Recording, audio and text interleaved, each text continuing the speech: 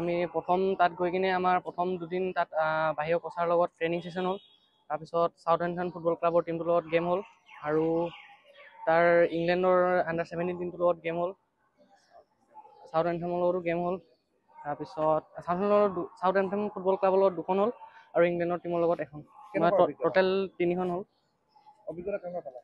অভিজ্ঞতা ভাল লাগিল তাত খেলি কিনে, নিউ এক্সপিৰিয়েঞ্চ হ'ল।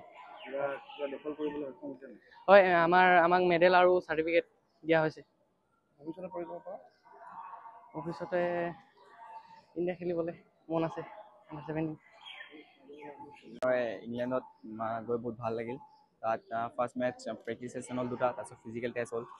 তাৰপিছত আমি চাউথহেম্পটন ফুটবল ক্লাবৰ লগত 2টা মেটচ খেলিলোঁ। তাৰ মেটচতে মই এটা গ'ল মাৰিলোঁ, বহুত ভাল লাগিল। তাৰপিছত ইংলেণ্ড টিমৰ লগত এটা হ'ল, বহুত ভাল এক্সপিৰিয়েঞ্চ হ'ল আমাৰ এইটো। লাইফ টাইম আমাৰ এইটো থাকি যাব আৰু মোৰ আশা আছে যে এইবছৰ মই ইণ্ডিয়া খেলিম বুলি। ভৱিষ্যতে কি পৰিকল্পনা তোমাৰ? মই এটা প্ৰফেচনেল ফুটবলাৰ বনিম।